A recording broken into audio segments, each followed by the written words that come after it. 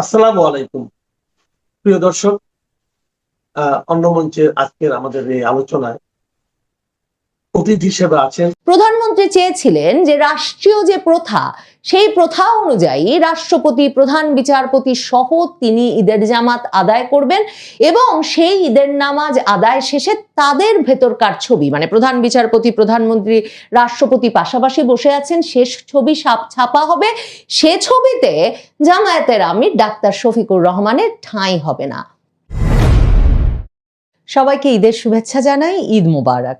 আশা করি ঈদ আনন্দে কাটছে, প্রিয়জনদের সাথে কাটছে। প্রধানমন্ত্রী তারেক রহমান জাতীয় ঈদগাহে বাংলাদেশের যেখানে ঈদের প্রধান জামাত অনুষ্ঠিত হয় সেখানে এবার ঈদের জামাত পড়েছেন এবং তার সঙ্গে মন্ত্রিসভার সদস্য, প্রধান বিচারপতি সহ বিশিষ্ট ব্যক্তিবর্গের বাইরেও যিনি উপস্থিত ছিলেন, যার উপস্থিতি অত্যন্ত তাৎপর্যপূর্ণ, তিনি হচ্ছেন রাষ্ট্রপতি শাহাবুদ্দিন চুপ্পু।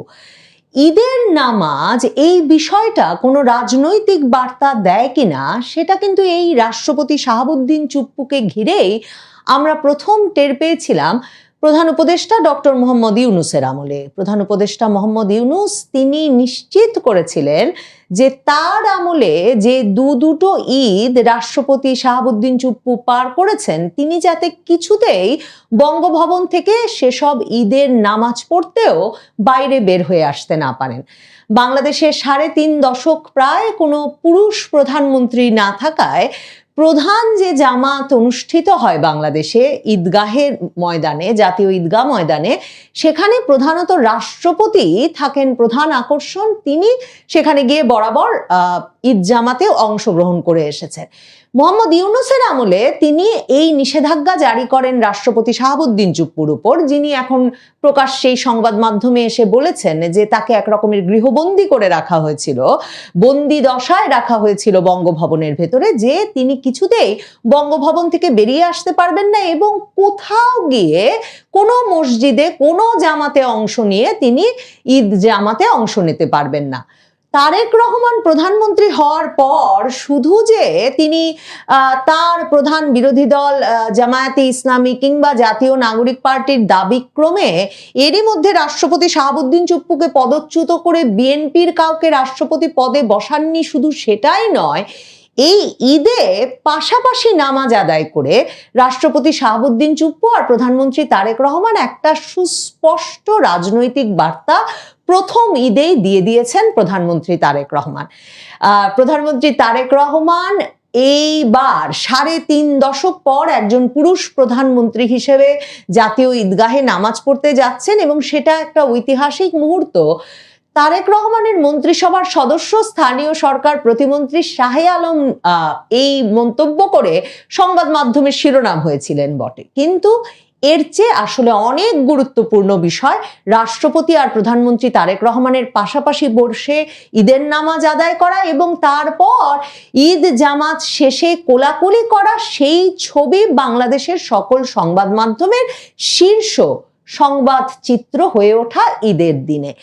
দেখেন, তারেক রহমান চাইলে সুস্পষ্টভাবে রাষ্ট্রপতিকে এই ঈদ জামাত থেকে এড়িয়ে যেতে পারতেন। এবার সরকার বেশ কয়েকটি নতুন গুরুত্বপূর্ণ জায়গায় ঈদ জামাতের আয়োজন করেছে, যেমন ধরেন সংসদ ভবনের দক্ষিণ প্লাজায় ঈদ জামাত আয়োজিত হয়েছে। সেখানে স্পিকার মেজর হাফিজ উদ্দিন ছিলেন, তিনি সেখানে ঈদ জামাতে অংশ নিয়েছেন। কিন্তু এই যে প্রধানমন্ত্রী তারেক রহমান ঠিক করলেন তিনি বরাবরের মতো সরকার প্রধান, রাষ্ট্রপ্রধান, মন্ত্রিসভার সদস্যরা যেখানে গিয়ে ঈদ জামাতে অংশ নেওয়ার কথা সেখানেই ঈদ জামাতে অংশ নেবেন, অর্থাৎ জাতীয় ঈদগাহে যাবেন এবং সেখানে রাষ্ট্রপতিকে পাশে বসাবেন, যাতে ভুলেও প্রধান বিরোধী দলের নেতা, সংসদের বিরোধী দলীয় নেতা জামায়াতের আমির ডাক্তার শফিকুর রহমান সেখানে গিয়ে উপস্থিত হতে না পারেন। মানে রাষ্ট্রপতিকে পাশে বসানো মানে যে তার বিরোধী দলীয় সংসদ সদস্যদের জন্য ওই জামাত একরকমের মানে নিষিদ্ধ হয়ে পড়লো, সেটা এই জামাতে অংশ নেওয়ার মাধ্যমে তারেক রহমান নিশ্চিত করলেন। তার মানে তারেক রহমান শুধুমাত্র রাষ্ট্রপতি শাহাবুদ্দিন চুপ্পুকে চাকরি থেকে সরিয়ে দেবেন না তাই নয়, তিনি প্রকৃতপক্ষে সামাজিকভাবে পদাধিকার অনুযায়ী রাষ্ট্রপতির সঙ্গে কোলাকুলি করে সেটাকে ঈদের দিনের প্রধান সংবাদচিত্র বানাতে প্রস্তুত, কিন্তু ওই যে বিরোধী দলীয় নেতা জামায়াতের আমির ডাক্তার শফিকুর রহমানের সঙ্গে প্রধানমন্ত্রী কোলাকুলি করছেন, এক চরম মৈত্রীর সরকার গঠিত হয়েছে শেখ হাসিনা সরকারের পতনের পর 12ই ফেব্রুয়ারির সংসদ নির্বাচন অনুষ্ঠানের মাধ্যমে, যেখানে বিরোধী দল, সরকারি দল, জাতীয় নাগরিক পার্টি, তরুণদের দল সবাই মিলেমিশে আছে। এই বার্তাটা প্রধানমন্ত্রী তারেক রহমান মোটেও দিতে চান না। প্রধানমন্ত্রী তারেক রহমান সুস্পষ্টভাবে চেয়েছিলেন যে জামায়াতের আমির সহ জামায়াতে ইসলামীর নেতৃবৃন্দ, জাতীয় নাগরিক পার্টির তরুণ নেতৃবৃন্দ এই ঈদগাহের প্রধান জামাত থেকে দূরে থাকুন এবং তারা তাদের নিজ নিজ এলাকায় অথবা তাদের নিজ নিজ ব্যবস্থাপনায় এমনভাবে ঈদ জামাতে অংশ নিন যাতে তাদেরকে প্রধানমন্ত্রীর আশপাশে দেখা না যায়। প্রধানমন্ত্রী চেয়েছিলেন যে রাষ্ট্রীয় যে প্রথা, সেই প্রথা অনুযায়ী রাষ্ট্রপতি, প্রধান বিচারপতি সহ তিনি ঈদের জামাত আদায় করবেন এবং সেই ঈদের নামাজ আদায় শেষে তাদের ভেতরকার ছবি, মানে প্রধান বিচারপতি, প্রধানমন্ত্রী, রাষ্ট্রপতি পাশাপাশি বসে আছেন, শেষ ছবি ছাপা হবে। সে ছবিতে জামায়াতের আমির ডাক্তার শফিকুর রহমানের ঠাঁই হবে না। জামায়াতের আমির ডাক্তার শফিকুর রহমান নামাজ আদায় করেছেন তার নির্বাচনী এলাকা মিরপুর মণিপুর গার্লস স্কুলে এবং সেখানে জামাত আদায় শেষে তিনি বলেছেন যে তারা গণভোটের দাবি বাস্তবায়নের বিষয়টা এরই মধ্যে সংসদে তুলেছেন। এই দাবি তারা ঈদের পর আদায় করে ছাড়বেন এবং তিনি বলেছেন সরকার রীতিমতো মানবতা বিরোধী অপরাধ করেছে। এর মাধ্যমে যে এই যে ঈদ যাত্রায় সাধারণ মানুষকে কয়েক গুণ বেশি ভাড়া গুনতে হয়েছে, এটা তারা তীব্র নিন্দা জানান এবং এই অপরাধকে তারা মানবতা বিরোধী অপরাধ হিসেবে চিহ্নিত করেন। এসব মন্তব্য তিনি করেছেন, সেগুলো কয়েকটি সংবাদ মাধ্যমে ছাপা হয়েছে বটে, কিন্তু যে মনোযোগ জামায়াতের আমির বিরোধী দলীয় নেতা হিসেবে ঈদগাহর প্রধান জাতীয় জামাতে অংশ নিলে পেতে পারতেন, সেটা অবশ্যই তিনি মিরপুর মণিপুর গার্লস স্কুলে পান নাই। দেখেন, জামায়াতে ইসলামী যে জাতীয় সব জায়গায় সকল কার্যক্রমে অংশগ্রহণ করতে কতটা উদ্যোগী, উৎসাহী এবং মরিয়া, সেটার প্রমাণ জীবনে যদিও বা 21শে ফেব্রুয়ারিতে শহীদ মিনারে জামায়াতে ইসলামী ফুল দিতে যায় নাই, কারণ এটাকে তারা এক রকমের ধর্মবিরোধী কাজ বলে মনে করে, সেইখানেও কিন্তু জামায়াতের আমির প্রোটোকল অনুযায়ী গেছেন বলে বিরোধী দলীয় নেতা হিসেবে গিয়ে ফুল দিয়ে এসেছেন তার নেতৃবৃন্দকে সাথে করে নিয়ে। কাজেই তারেক রহমান যদি তার পাশে রাষ্ট্রপতি শাহাবুদ্দিন চুপ্পুকে বসানোর সিদ্ধান্ত না নিতেন, তাহলে যে জামায়াতের আমির গিয়ে সেখানে উপস্থিত হতেন এবং কেমন একটা ঐকমত্যের সরকার তারা গড়ে তুলেছেন 12ই ফেব্রুয়ারির নির্বাচনের পর, সেটা প্রমাণে ছবি তুলতেন কোলাকুলিরত অবস্থায়, সেটা একরকম নিশ্চিত তারেক রহমান সেটা ঠেকিয়েছেন। কারণ তারেক রহমান গণভোটের দাবি বাস্তবায়নে জামায়াতে ইসলামের যে দাবি বা তারা যে দাবি করেছে সংসদে দাবি আদায় না হলে তারা দ্রুত আন্দোলনে যাবে, রাজপথে এই দাবি আদায় করে নেবে, এসব যে হুমকি দিচ্ছে, তারেক রহমান এই ইঙ্গিত স্পষ্ট করেছেন রাষ্ট্রপতিকে পাশে রাখার মাধ্যমে এবং রাষ্ট্রপতিকে সংসদে নিয়ে যাওয়ার মাধ্যমে। সংসদে বিরোধী দল ব্যাপক উত্তেজনা সৃষ্টি করার পরেও রাষ্ট্রপতিকে নিয়ে আবারও ঈদের জামাত পড়ার মাধ্যমে যে তারেক রহমান আসলে সংবিধান মেনে চলবেন, তারেক রহমান সংবিধান সম্মত পদে রাষ্ট্রপতি শাহাবুদ্দিন চুপ্পুকে রেখে দেবেন, জামায়াতের দাবির মুখে যেমন তিনি ফ্যাসিস্টের দোসর রাষ্ট্রপতি শাহাবুদ্দিন চুপ্পুকে এখনই সরিয়ে দেবেন না, তেমনি জামায়াতে ইসলামী বা জাতীয় নাগরিক পার্টির দাবির মুখে তিনি রাষ্ট্রপতির আদেশ অনুযায়ী জুলাই সনদ বাস্তবায়নের দিকেও এগোবেন না। রাষ্ট্রপতি শাহাবুদ্দিন চুপ্পু এবার শুধু ঈদের জামাত জাতীয় ঈদগাহ মাঠে গিয়ে আদায় করতে পেরেছেন তাই নয়, তিনি বঙ্গভবনে ঈদ শুভেচ্ছা বিনিময় করতে পেরেছেন।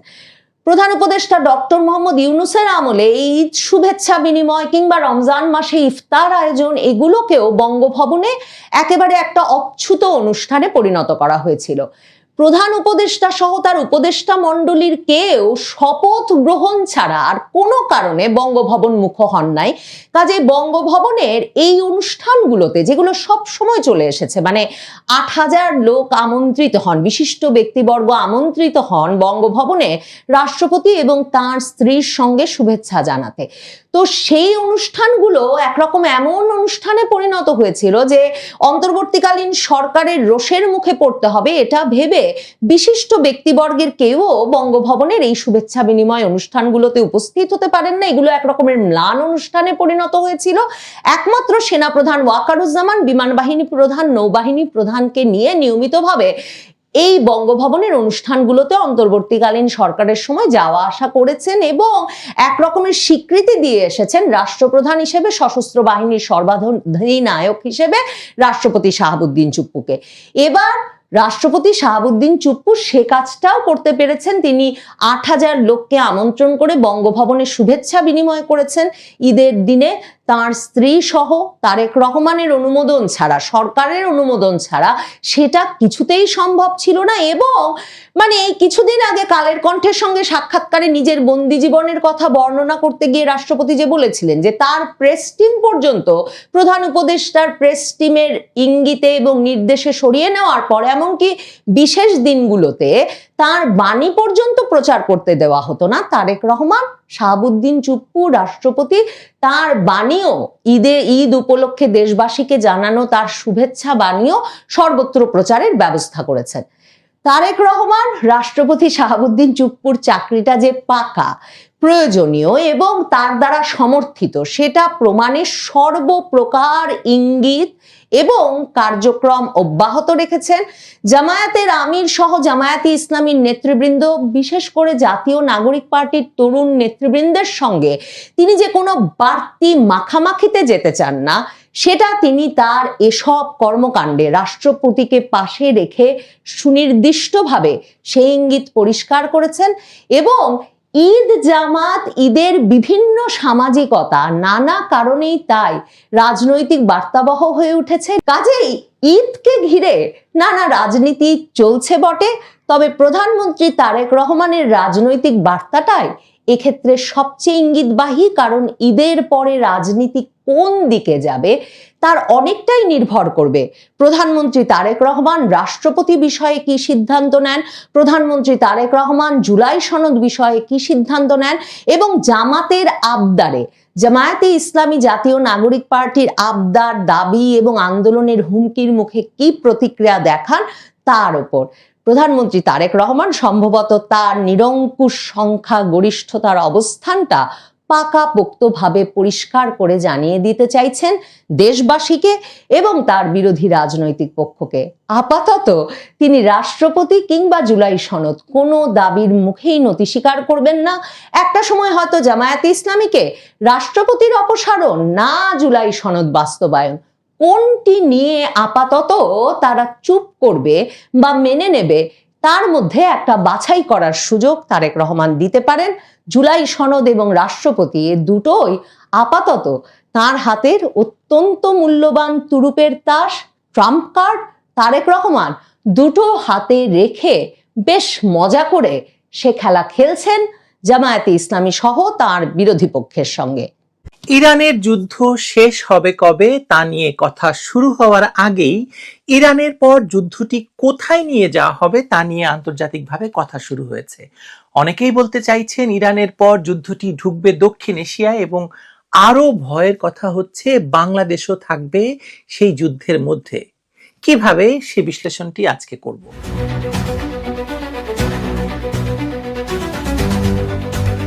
শেষ পর্যন্ত আমার অনুমানটা সত্য হতে চলেছে।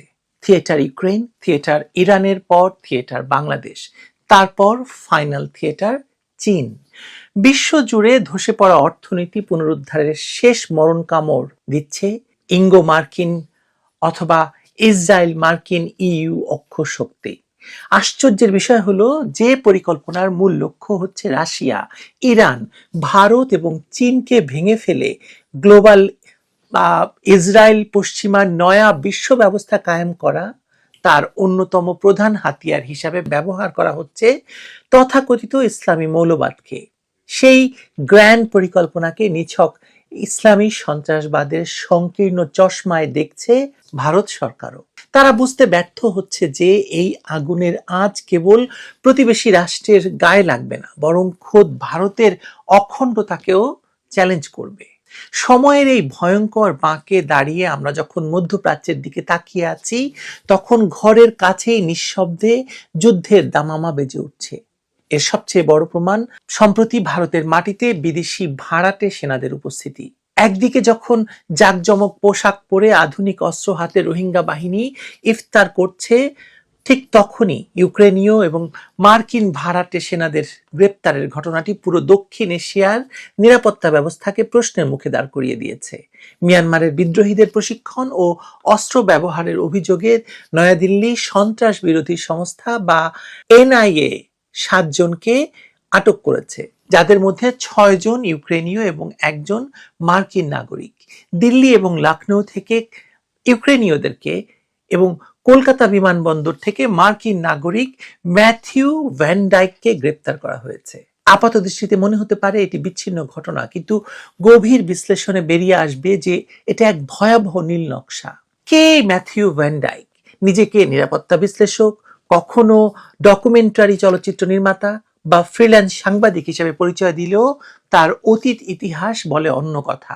লিবিয়ার গৃহযুদ্ধের সময় গাদ্দাফির পতন নিশ্চিত করতে বিদ্রোহীদের সাথে কাঁধে কাঁধ মিলিয়ে লড়াই করা, সিরিয়া কিংবা ইউক্রেনের যুদ্ধক্ষেত্রে তার উপস্থিতি প্রমাণ করে যে তিনি মূলত একজন ভাড়াটে স্বাধীনতাকামী বা পশ্চিমা স্বার্থ রক্ষাকারী মার্সেনারি, যিনি বাংলাদেশেও কাজ করেছেন বলে অনেকে সন্দেহ প্রকাশ করেছেন।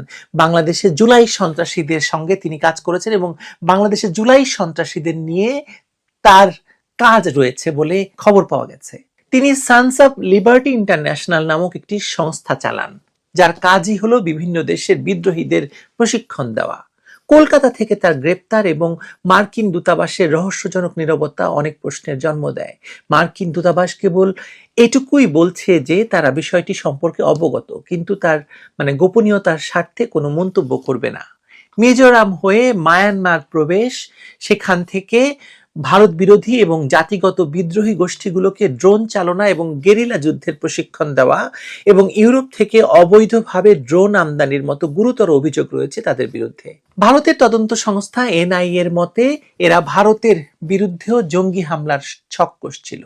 অর্থাৎ ইউক্রেনের যুদ্ধক্ষেত্র থেকে অভিজ্ঞ ভাড়াটে সেনাদের এখন দক্ষিণ এশিয়ার ভূখণ্ডে সক্রিয় করা হচ্ছে, যা নির্দেশ করে যে যুদ্ধের ভরকেন্দ্র দ্রুত স্থানান্তরিত হচ্ছে। এখন প্রশ্ন হলো, ইরানের পর কেন এই অঞ্চলের দিকে নজর? বিশ্ব রাজনীতির দাবায় ইসরায়েল এবং যুক্তরাষ্ট্রের পরবর্তী চাল কি তবে পাকিস্তান নাকি মিয়ানমার? পাকিস্তানকে নিয়ে আলোচনা থাকলেও পারমাণবিক শক্তিধর এই রাষ্ট্রটির সঙ্গে সরাসরি সংঘাতে জড়ানো পশ্চিমাদের জন্য আত্মঘাতী হতে পারে। তাছাড়া ভারত এবং ইসরায়েলের কৌশলগত সখ্য পাকিস্তানকে চাপে রাখার জন্য যথেষ্ট। কিন্তু মিয়ানমারের বিষয়টি সম্পূর্ণ ভিন্ন এবং অনেক বেশি লোভনীয়। এখানেই ঢুকে পড়ে চীন এবং দুর্লভ খনিজ সম্পদের রাজনীতি। মিয়ানমার কেবল একটি গৃহযুদ্ধ কবলিত দেশ নয়, বরং এটি ইন্দো প্যাসিফিক অঞ্চলের ভূ রাজনীতির এক স্পর্শকাতর অক্ষ। চীনের সঙ্গে বা চীনের জন্য মিয়ানমারের রাখাইন রাজ্যের কিয়াওকপিউ গভীর সমুদ্র বন্দর এবং সেখান থেকে ইউনান প্রদেশ পর্যন্ত বিস্তৃত পাইপলাইন হলো একটি লাইফলাইন। মালাক্কা প্রণালীতে যুক্তরাষ্ট্রের অবরোধ এড়িয়ে জ্বালানি এবং বাণিজ্য সচল রাখার জন্য বেইজিং এর কাছে এই করিডোর খুবই গুরুত্বপূর্ণ এবং এর কোনো বিকল্প নেই। ঠিক এই জায়গাতেই আঘাত করতে চাইছে যুক্তরাষ্ট্র। মার্কিন কংগ্রেসে পাশ হওয়া ব্রেভ বার্মা অ্যাক্ট যে গণতন্ত্র প্রতিষ্ঠার কোনো নিরীহ প্রয়াস নয়, সেটা অনেক আগেই মানুষ বলতে শুরু করেছে এবং এটা যদি কেউ ভাবে সেটা ভুল হবে। এটি মূলত মিয়ানমারের সামরিক জান্তাকে ভাতে মারার এবং চীনের কৌশলগত করিডোরকে অকেজো করার এক গভীর চক্রান্ত। এই আইনের মাধ্যমে মিয়ানমারের তেল, গ্যাস, খনিজ খাতের উপর কঠোর নিষেধাজ্ঞা আরোপের পথ তৈরি করা হয়েছে, যা জান্তার আয়ের প্রধান উৎস। আরো গুরুত্বপূর্ণ বিষয় হলো, এই আইনের মাধ্যমে জনতা বা জান্তা বিরোধী বিদ্রোহী গোষ্ঠীগুলোকে কৌশলগত এবং নন লিথাল সহায়তা দেওয়ার বৈধতা তৈরি করেছে যুক্তরাষ্ট্র। আপনাদের মনে থাকার কথা, করিডোরের কথা, বাংলাদেশ যে করিডোর দিয়ে দিচ্ছিল মিয়ানমারকে, সেই কথাটি, এবং সেই করিডোরের মাধ্যমে অস্ত্র কাকে দেওয়া হবে বাংলাদেশের মাধ্যমে, সে কথা তো আমরা আগেই জেনেছি। বাংলাদেশের সেনাবাহিনী বাগড়া না দিলে এতদিন ইউনূস সরকার করিডোর দিয়ে দিত এবং এই অস্ত্র মানে মিয়ানমারে চলে যেত। এর পেছনে রয়েছে আধুনিক প্রযুক্তির প্রাণভোমরা, অর্থাৎ রেয়ার আর্থ বা দুর্লভ খনিজেরও নিয়ন্ত্রণ। স্মার্টফোন থেকে শুরু করে অত্যাধুনিক মিসাইল সবকিছু তৈরিতে যে 17টি বিরল ধাতুর প্রয়োজন, তার 90 থেকে 95% নিয়ন্ত্রণ করে চীন। আর এই কাঁচামালের প্রায় 70% চীন সংগ্রহ করে মিয়ানমার থেকে। ট্রাম্প প্রশাসনের সময় থেকেই এই খনিজ ভান্ডারের উপর নজর ছিল ওয়াশিংটনের। এখন জনতা সরকার যখন টিকে থাকার জন্য পুরোপুরি চীন এবং রাশিয়ার উপর নির্ভরশীল এবং মস্কো থেকে ড্রোন এবং অস্ত্র কিনছে, তখন যুক্তরাষ্ট্র এই বিদ্রোহী গোষ্ঠীগুলোকে শক্তিশালী করে সেখানে একটি দীর্ঘমেয়াদী অস্থিতিশীলতা তৈরি করতে চাইছে। মিজোরামের মুখ্যমন্ত্রীর দাবি অনুযায়ী হাজার হাজার পশ্চিমা ভাড়াটে যোদ্ধা ইতিমধ্যে এই অঞ্চল দিয়ে মিয়ানমারে প্রবেশ করেছে। ভারত সীমান্তে এই অস্থিরতা এবং মিয়ানমারের গৃহযুদ্ধকে আন্তর্জাতিকীকরণের এই প্রক্রিয়া সরাসরি বাংলাদেশের জাতীয় নিরাপত্তার সঙ্গে অস্তিত্বের সংকট তৈরি করছে। কারণ মিয়ানমারের যে আরাকান বা রাখাইন রাজ্যে চীন এবং যুক্তরাষ্ট্রের এই ছায়াযুদ্ধ বা প্রক্সি ওয়ার চলছে, তা বাংলাদেশের সীমানার ঘেঁষা এবং অনেক দিন ধরে এই অঞ্চলে অনেক কিছু ঘটছে যা আমাদের নজর এড়িয়ে যাচ্ছে বা আমাদের নজরকে সেখান থেকে সরিয়ে রাখা হচ্ছে। রোহিঙ্গা সংকটকে জিয়ে রাখা, সীমান্তের ওপর থেকে গোলাগুলি এবং এখন বিদেশি ভাড়াটে সেনাদের উপস্থিতি, সবই একই সূত্রে গাঁথা। বাংলাদেশ এখন দুটি বৃহৎ পরাশক্তির সংঘাতের মাঝখানে স্যান্ডউইচ হতে পারে বলে আমি মনে করছি এবং অনেকেই মনে করছেন। ভৌগোলিক এবং কৌশলগত কারণে বাংলাদেশ, মিয়ানমার এবং ভারতের 7 সিস্টার্স নিয়ে যে অস্থির বলয় তৈরি করা হচ্ছে, তার চূড়ান্ত লক্ষ্য চীনকে ঘেরাও করা। আপনাদের মনে থাকবে ডক্টর মোহাম্মদ ইউনূস ক্ষমতা নেওয়ার আগেই ভারতকে হুমকি দিয়েছিলেন 7 সিস্টার আলাদা করে দেওয়ার জন্য, এবং ইউনূসের যে রাজনৈতিক পুত্রকন্যারা আছে তারা তো কথায় কথায় 7 সিস্টার খেয়ে দেবে বলে কথা বলে, তাই না? আর এই ঘেরাও পরিকল্পনায় থিয়েটার হচ্ছে বাংলাদেশ। একটি অনিবার্য বাস্তবতা হয়ে দাঁড়াচ্ছে এটা। পশ্চিমা শক্তিগুলোকে তাদের অর্থনৈতিক মন্দা কাটাতে এবং একটি এক অক্ষের বিশ্ব ব্যবস্থা ধরে রাখতে এশিয়া একটি বড় যুদ্ধের ক্ষেত্র প্রস্তুত হচ্ছে।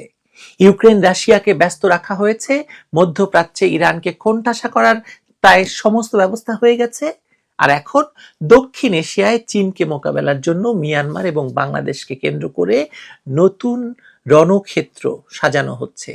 ভারতের মাটিতে ইউক্রেনীয় এবং মার্কিন নাগরিকদের এই তৎপরতা এবং মার্কিন আইনের মাধ্যমে মিয়ানমারের বিদ্রোহীদের উস্কানি দেওয়া, এসবই আসলে এই ঝড়ের পূর্ব লক্ষণ বা যুদ্ধের পূর্ব প্রস্তুতি। সুতরাং ইরানের যুদ্ধের আগুনের আঁচ যে কেবল মধ্যপ্রাচ্যে সীমাবদ্ধ থাকবে না, বরং তা বঙ্গোপসাগরের তীর পর্যন্ত গড়াবে, সেই আশঙ্কা এখন আর কোনো ষড়যন্ত্র তত্ত্ব নয়, নিষ্ঠুর বাস্তবতা। ভারত মহাসাগরে ইরানের সাবমেরিনকে বিধ্বস্ত করা, আপনার কি মনে হয় না যুদ্ধকে যত দ্রুত সম্ভব টেনে আনার চেষ্টা হচ্ছে এই এলাকায়? বিশ্ব রাজনীতির এই নতুন সমীকরণে বাংলাদেশ যদি সতর্ক অবস্থান না নেয়, তবে আমাদের এই প্রিয় বদ্বীপ বৃহৎ শক্তির কুরুক্ষেত্রে পরিণত হবেই, ঠেকানো সম্ভব নয়। ভালো থাকবেন সবাই।